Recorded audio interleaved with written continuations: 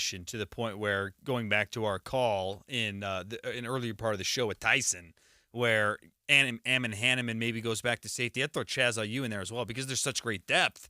You don't need those guys there, where the safety position is a place where you do need the depth. So I love that. And you can call in still. We're still taking calls all throughout Cougar Nation.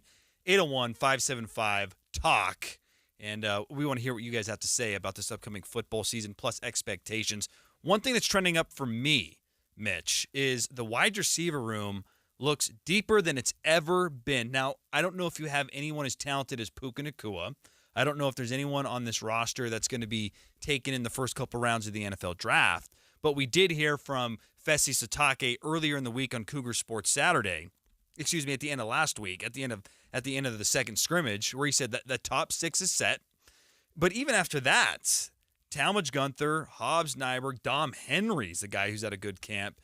There's guys even after the top 6 that you would be comfortable playing in Big 12 football games. So I love the depth in that wide receiver room, and it's definitely trending up. It might be a case, too, of BYU offenses of old, where you might have 7, 8, 9 pass catchers that maybe there's not one clear-cut star, but there's a lot of guys that can run great routes, they can get open, they can create separation, and they can make some catches. And I think that might be a calling card for this BYU wide receiver unit that seems to be definitely trending up. What's maybe an area that you feel could be trending down as 3 weeks have passed during fall camp? Well, I just hinted at it, but it's safety depth. Losing Harper is such a tremendous blow on many levels. One particular area that concerns me, this has not been talked about enough, is that when you're pairing a safety combination, you're looking for complementary skills, which I felt like BYU had with Malik Moore, who is a rangy sideline-to-sideline cover guy, and then Harper was that hard-hitting, run-stuffing safety, a good complement of skills. You lose Harper, I don't think there's anyone else currently in the safety room that brings the boom like Micah Harper does. Look, I'm excited for Talon Alfrey. I can't wait to see what he can do. But his style of play is more similar to Malik Moore than I would say it is to Micah Harper. So that safety depth is a big concern, and losing Harper makes it an easy choice for me as an area that's trending down. An area that's trending down for me is just simply easy access to bowl eligibility. Matt, maybe I took it for granted and just assumed BYU was always going bowling, but I just always felt that every year in Independence, yes, there was tough games, but I always felt like there was 6 wins cooked into a schedule.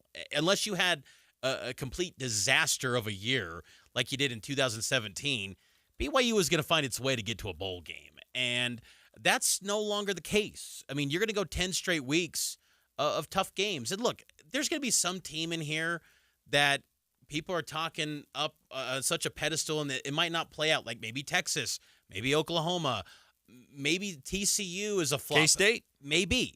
But the thing is that this league just has a lot of personnel that maybe it's recruited at a higher level based on the star metrics than BYU. I think that's just the easy access to the postseason.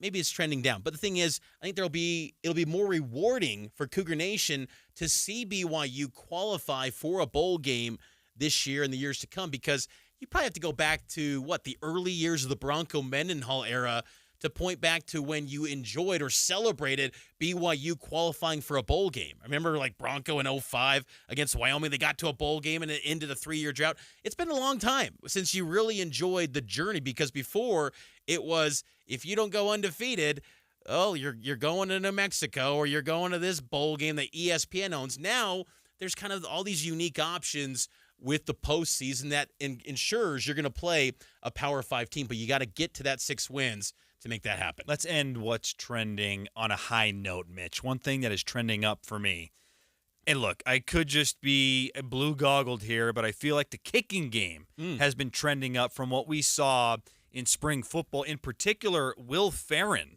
has impressed me as a guy who, he was the long kicker on kickoff duty for the Broncos last year up in Boise State. Hasn't taken a lot of field goals, but he has a much better pop off the kick. And to your point about bowl eligibility and how slim the margins are, I went back and looked at TCU's magical run last year. They were 5-1 in games decided by 7 or fewer points. And their kicker, Griffin Kell, he was 17 and 19 on field goals. They had a backup kicker go 1 of 2. One of the 3 kicks the Horned Frogs missed all year long came in the Big 12 championship game, in a game that they lost by 3 points. So at the highest level of college football, the margin is razor thin. You need to have a kicker who, when you're in field goal range, and look, it's not going to be as deep as it was with Jake Oldroyd, but if you're 43 yards and in, you got to feel like you can come away with points, because that could be the difference between 4 and 8 and 8 and 4.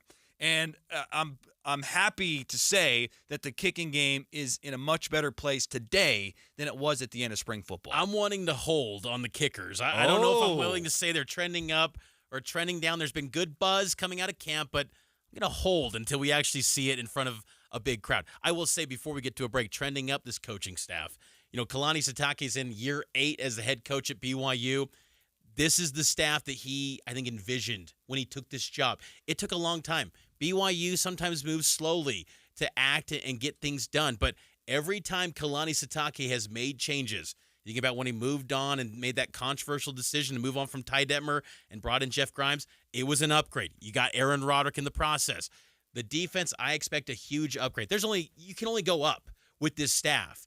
They're going to be better than they were last year, but I just think this whole collection as a staff, they've got coaches that have led guys to the NFL. They've had Power 5 experience. This is an impressive staff, what BYU has down in Provo right now. We got to take a break. Text us 57500, and you can call us as well on Cougar Nation, 801-575-8255.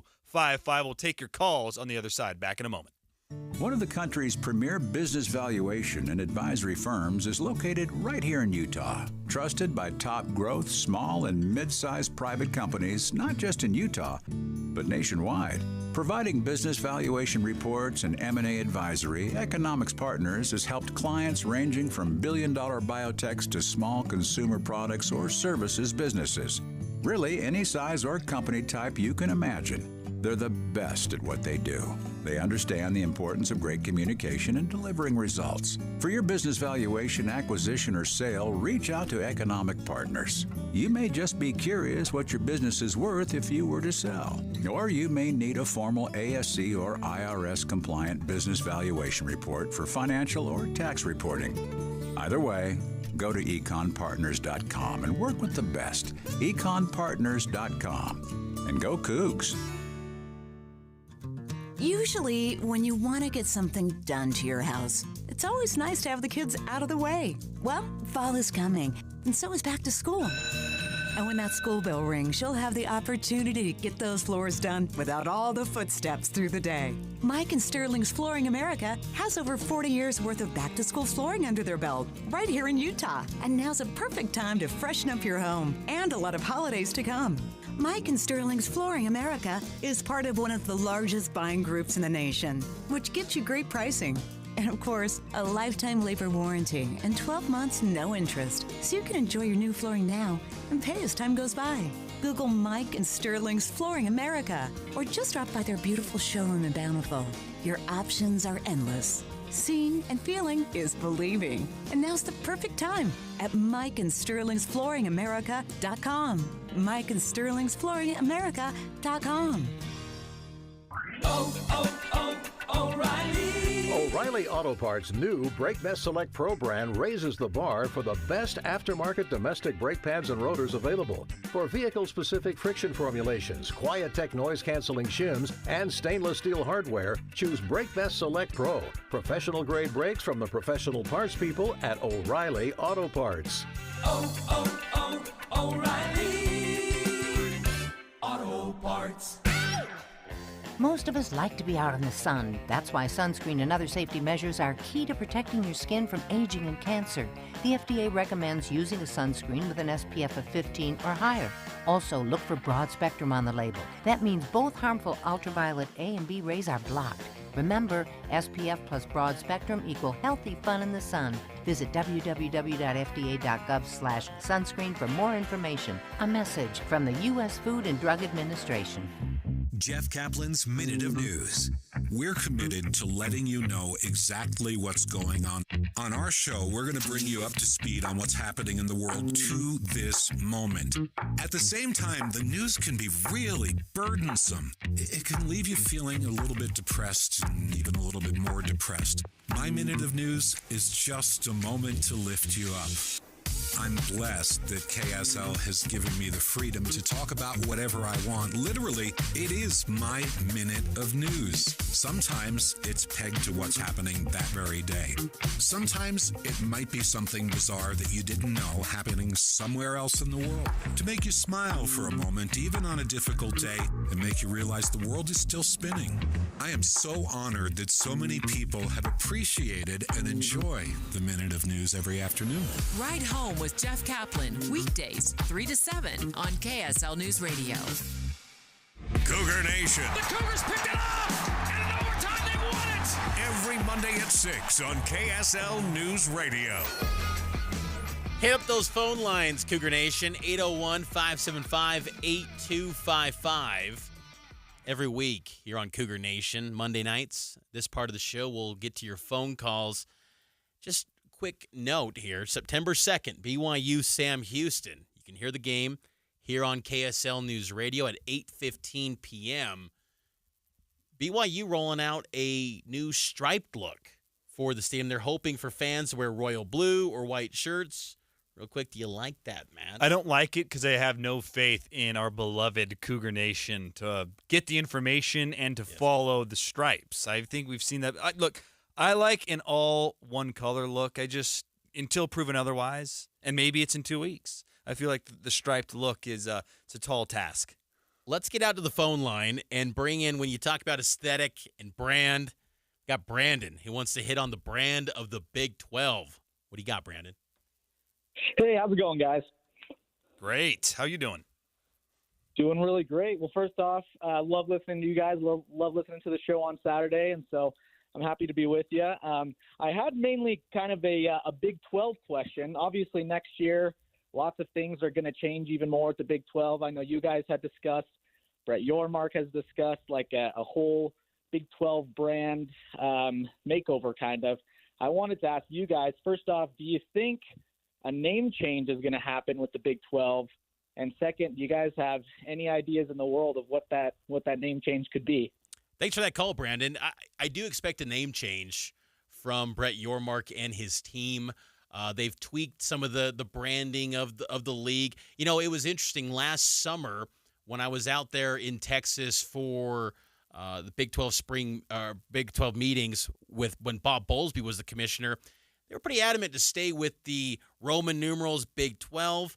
But I get the sense that Yormark is going to maybe make a change. He's a big brand guy. And I think the Big 12 brand, I think Cougar Nation loves the Big 12 brand, and they love that BYU's part of this thing. But at the same time, the brand of this league has always been reactionary, and for perception is always king in college sports. Yormark has done an incredible job to rewrite that. But I would expect a name change. I think there's definitely going to be a change for the league. What the name will be, I don't know. I think you try to stay away from numbers. Don't go with something like the American, like what the AAC has. But I do expect a league name change going forward for the Big 12. Let's get to the phone line again. We've got Justin in Sandy. What is the leash of Keaton Slovis? J. Mason, what do you got? First time, long time here. Love what you're doing. Everybody's got the blue goggles on. Everybody's excited for this year. I'm excited for this year. But say week 1 and 2, Slovis struggles. Say Arkansas blows us out of the water. Heading into league play, where does his leash lie until we have to try and mix it up? They don't make a leash long enough. I'll answer that right now. I think the leash is a mile long for Keaton Slovis. I've got no indication that they have any doubt in his skill set. They love the leadership that he brings. And quite frankly, I haven't seen anything from anyone behind him that makes me feel like he's getting pushed. That's not to say Jake Retzlaff or Cade Finnegan or Ryder Burton down the road can't be great BYU quarterbacks. But in this camp, Justin, Slovis has been head and shoulders the best quarterback in the room. And that's one thing, too, Matt, that I'm kind of curious to see what happens with that second quarterback. It's expected Retzlaff's going to be that QB2. Aaron Roderick, though, told me a couple weeks ago in camp that he doesn't feel any pressure as far as a deadline to get that set, which to me means this is going to be a competition that maybe behind the scenes, as long as Slovis doesn't get hurt, this is going to be a daily deal where those backups are vying to win that number 2 job. Hopefully you get to see Retzlaff a little bit against Sam Houston. That means BYU's rolling against the Bearcats from Conference USA, and then maybe week 2 against Southern Utah as well. But one thing I will say coming out of fall camp, I don't know who is maybe the future QB1. If I had to say down the road, to me it's Ryder Burton. I don't know if there's any other guy that I look at and say that's a future star quarterback for the Cougars, but Burton is not even 18 yet. He turns 18 later this week. Still going to take some time for him as he continues to get up to speed with D1 football. We're loving the calls, Cougar Nation. And everyone who has called in so far, you guys are awesome. We love hearing from Cougar Nation, and you got a few more minutes to call in, 801-575-8255. Right now, let's continue the phone calls. Dave, what do you got, Dave? Hey, how you guys doing? Great. What's up? Awesome. Hey, I'm so excited for the season. It's so fun to actually have something to cheer for week to week, and I do have to say I loved Independence. I think that was absolutely the right call for us to do at the time, and I'm so glad that we didn't go back to the Mountain West. But I did want to ask you, and actually I could see us possibly even playing Utah in a bowl game this year because, the powers that be could say, hey, let's line them up in the Independence Bowl together. But what are your thoughts as far as defense goes? And there's a lot of talk about maybe the defense isn't doing quite as well as they were hoping, and just wondering what your thoughts are if you feel like this year we'll be able to see a noticeable difference from the last few years, or if it's going to take a couple years to get there. Dave, thanks for the call. I do think it's going to take time as far as getting the type of personnel Jay Hill wants into this program. I think, some of the returning lettermen, they're guys that maybe they were in a scheme the last few years that honestly was probably not worthy of being in a Power 5 setting. They're kind of almost having to recalibrate everything that they learn, tearing it down and building it back up with Jay Hill. So there has been some miscues. It's been noticeable. But I think a guy like Tyler Batty at defensive end is going to see significant growth. He has to. If he wants to be in the NFL, he, to me, has to be a 10-sack guy this year. BYU hasn't had a double-digit sack artist since 2015 against Bronson Kafusi. But this defense will put him in situations to make plays. Even Kelly Papinga told me this is a defense that's going to allow him to simply go tee off and go get that quarterback. They're simplifying things. There's a complicated component to this defense where they're going to have a lot of different looks. But I think for players like Batty, for players like Ben Bywater, they are simplifying this to get the most out of these guys to make plays, which is something that was missing last season from the defense. The good news is, though, you can't go backwards. That's the thing. And I agree. Even if they are an average defense, let's say they're top 60, Mitch, that is a remarkable improvement from what they did last year. Because listen to this. These are some very interesting stats here. Defensively last year, BYU was 117th in the country in points allowed per drive, 97th in yards per play, and 114th in available yards gained per play. Like any metric you want to use and slice and dice, this defense was bad. And so, look, I think we'd all love overnight for this defense to get back to what we saw in the Bronco era, which was at times a top 10 defense. That's not going to happen. But if this defense can finish somewhere in total defense around, 50, 60, 70, maybe that's enough to get you to 7-5, 8-4, which would be a great year. 801-575-8255. Hit us up if you want to get in on this first edition of Cougar Nation. But going back to the defense, I do think personnel-wise, it will take time. And I think you're seeing inroads with what Jay Hill's doing on the recruiting front. You got Therian Alexander, a cornerback from Georgia, who had Power 5 offers. He's in the 2024 recruiting class. You also got Jonathan Cabaya from Texas, who had a list of P5 offers. This coaching staff on the defensive side is a lot more aggressive on the recruiting trail than maybe what we've seen in years past. Because if you're going to win a Big 12 conference, you have to consistently, to me, be a top 35, top 40 recruiting program if you want any shot to be a conference champion in this league. So that's going to be the goal.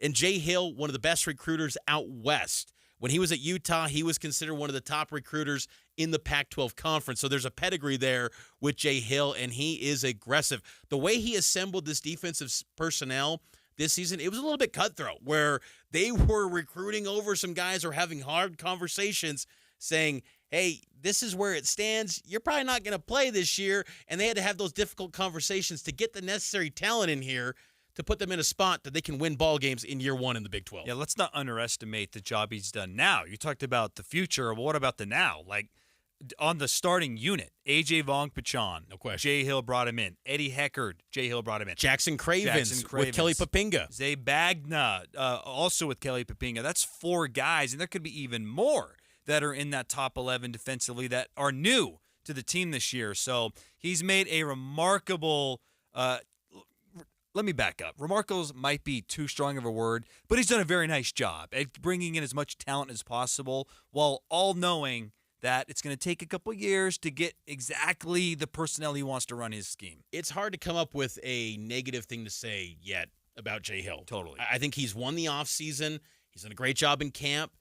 There has been moments where this defense has looked behind compared to the offense. Well, they should. And as they should, because I think this offense, they have an identity. The defense, we don't know what it is yet, but it's trending up. It feels like it's going in the right direction, and BYU is going to be better off in the long run with this group. I think Jay Hill was a home run hire this offseason, and I think BYU is going to be well served having him in this program hopefully for the Cougars' sake years to come, because he's a heck of a coach. And look, a lot of those names that I just ripped off, they weren't playing in spring football. And Keaton Slovis and a lot of the offensive guys were. Aiden Robbins wasn't, but the defense, I'm not going to be concerned until I see what happens after the first couple weeks.